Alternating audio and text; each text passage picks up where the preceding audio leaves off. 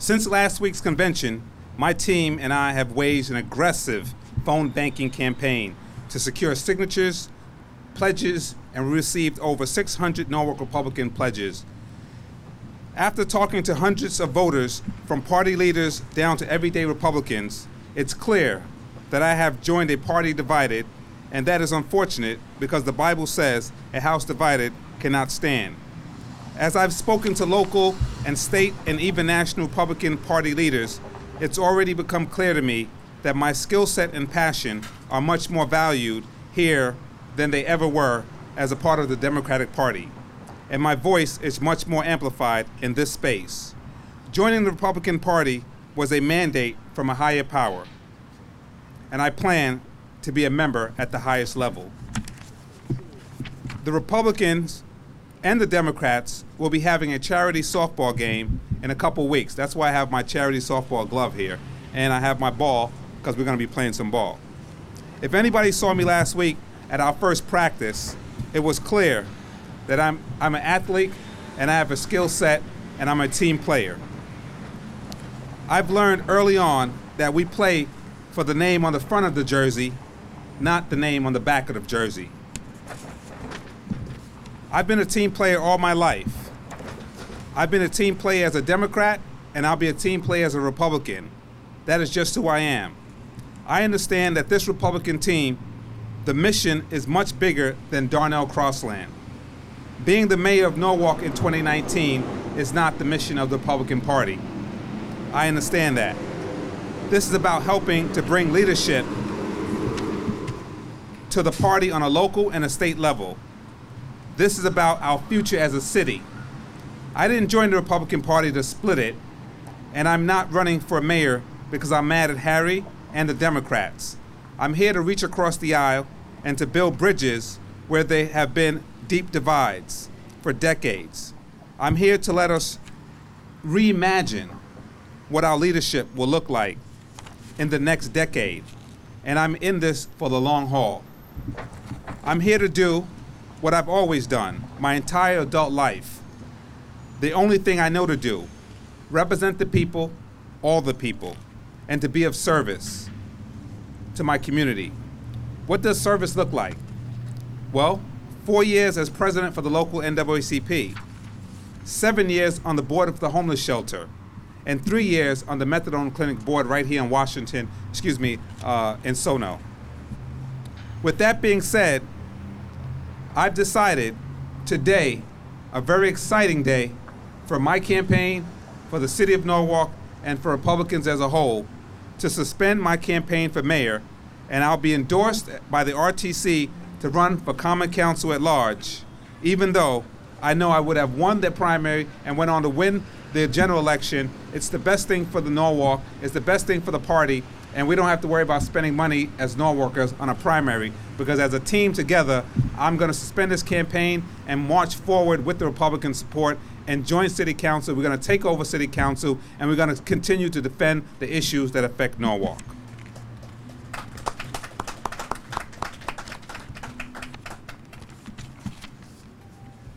Because it is the best decision for the Republican Party and the best way to assure that we the people take back City Hall, I'm making this decision today. We are stronger together, and that divide that I talked about, we can balance that divide. We know that there's a lot of wisdom in the Republican Party, but with wisdom comes age, and with age comes wisdom, and I think they're not mutually exclusive. But last night we had a great training. Kelly was there. We had a great training about how to use social media, how to bring new, younger energy to the party, and how to get out our voice as Republicans. So with the wisdom that we have, matched with the young skill set that we're going to have, I think this party is going to be energized and on the way. I hope to be a part of the healing process, to initiate that healing process of the local and national party. Our focus is delivering a winning slate, and I will still be running as a candidate at large, and that will boost this entire city. The pending issues that we've been talking about leading up to today still exist. We have those same issues to deal with as a council member, like the bad mall deal, the POCO project, and Harry's conspiring to bail out big banks. Those issues aren't going away, And as a council member, I'll address those issues. We're not going to have Harry and his group conspire to leave us with the big bills while they have big bailouts. The walk bridge, if you look to my left, that's a big issue that's going to affect many people. We're going to be fighting that issue. We're going to be speaking about how that issue affects and impacts the very business that we stand before. Washington Prime, a great Norwalk restaurant.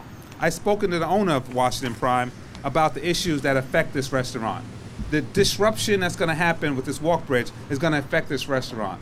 When the mall is open and all the people are eating fast foods at the Chinese store in the mall, it's going to affect this restaurant. When people can't get to this restaurant because of traffic, it's going to affect this restaurant. So if you enjoy this day sitting on this deck, remember, this day is a day that's going to be affected by the decisions of our current administration. And there's no way around that. We'll fight to make sure that those issues are addressed as a part of Common Council. The marathon continues. These are issues that need fixing, and we'll fix them. So as my slogan says, let's fix it. Let's come together to fix it. Let's make sure that all of us are part of this sorority and a part of this fraternity. And if there's anybody who's giving us slack and you feel unwanted, we should bound together and make sure that everybody feels wanted. You shouldn't walk in any room and not feel wanted. And you shouldn't have to guess why you don't feel wanted. You should feel wanted. And if you feel that people are making you feel unaccepted, then don't ask yourself about how you feel. Ask them why are they making you feel that way. And that's what this comes down to. And that's what this Republican Party is about. We're not going to walk in and have people walk in our rooms and think that there's racists in here, that the boogeyman is in the Republican room. I said that from the beginning. Everybody in the Democrat has said, how can you join the Republican Party? There's boogeymen in that room.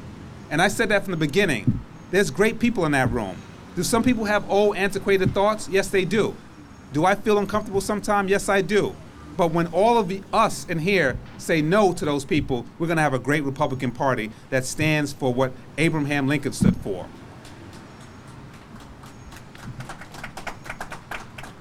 These are the issues that need fixing. So I thank you all. We are more excited today than ever, and we will fly these banners that you see behind us in some near future. But today, we're going to stand together as a strong council, and we're going to make sure that the mayor's voice hears our voice first.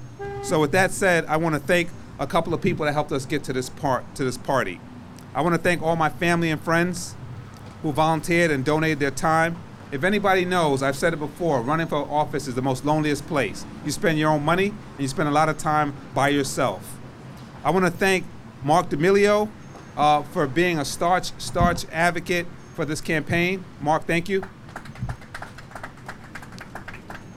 And as we all know, that when you campaign, there's a lot of rocks that are thrown, there's a lot of advocacy going on, but when the campaign is over, when decisions are made like the one today, we can come together and heal. So Mark, thank you for stepping out there, and I know you had some bruises, and I know some hugs are gonna be having to be given to you, and you have to give some hugs in the future, so thank you.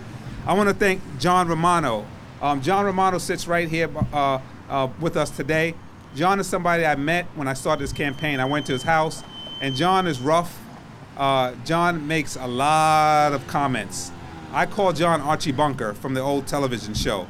But one thing I can tell you, Archie Bunker he might be in his views and his comments, but one thing that John is not a bad person. We joke, we laugh, we make comments that whites and blacks can make together and feel comfortable. Suda, who stands to my left, as 15-year defense attorney, Suda and I went at it left and right. But this is what this campaign is about. We sat at John's house yesterday, and I thought that would never, ever, ever happen. But we stood there and laughed, and we joked. I made a joke with John. I said, John, I should jump in your pool so you have to drain it. And we all had a good laugh about that. But that doesn't make John a bad person. John is just Archie Bunker, and I love John. And that's what this campaign is going to do, change the way we look at things.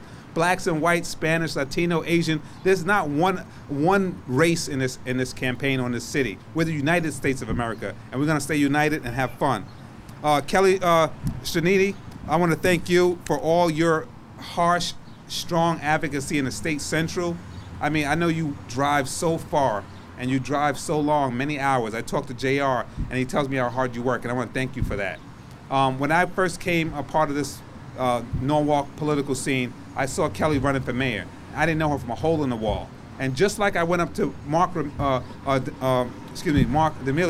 when I didn't know him, and he was a Republican, I was a staunch Democrat. I said, I like you, I like what you're doing. Kelly could attest, I didn't even know her, and she was a Republican. And I said, I like your style, the way you talk, the way you dress, the way you lead. And that's what leadership should look like. And so I mock myself behind those people. And those are two people I went up to when I was a Democrat and they were Republican, and they could attest to that. Isn't that right? So we stand here today just building on that vibe that we had. So this is not fake or based on any rhetoric. This is based on people who love each other. I want to thank the 9 people that were at the convention who voted for me, who I don't know because it was a closed ballot. Those people voted for me, and I want to thank those people. I want to thank the entire RTC for taking a chance and saying we can take back council. So when you told me I should do this in the beginning, I said, no, I'm going to stay running for mayor. When you told me that we shouldn't split the ticket, I said, no, we're going to run for mayor. I already printed banners. I already spent money. But when I talked to you more independently, I realized this was the best thing to do. And so I want to thank the entire RTC for that. I want to thank Jared Davina, who's a third-year law student working in my office, and she's there hammering away. She also worked on the campaign. I want to thank my treasurer, Steve Somerton. I want to thank Tommy Burns, who came to my office and my house every single day at the beginning of this campaign to create the logos. Mark helped create the logos, to create the message. These are people I didn't know. And Mark brought Tommy to Greg's house, a friend of mine, and said, this is Tommy. I never met Tommy before. And I know Tommy's taking flack from people saying, why are you defending this guy? Why are you working with this guy? And Tommy's giving that message that he's worth it, and I am worth it. I could sit on that council, I could research those issues, and I could make sure that the LDA and all the other agreements are read properly. As an attorney, I can do that. And so I can do that. I won't let you down. I could be on that council, and I could do that council well. So let's put our personalities to the side. Let's get people who are talented, who are trained to work, who's given service, and let's fix Norwalk. Thank you very much.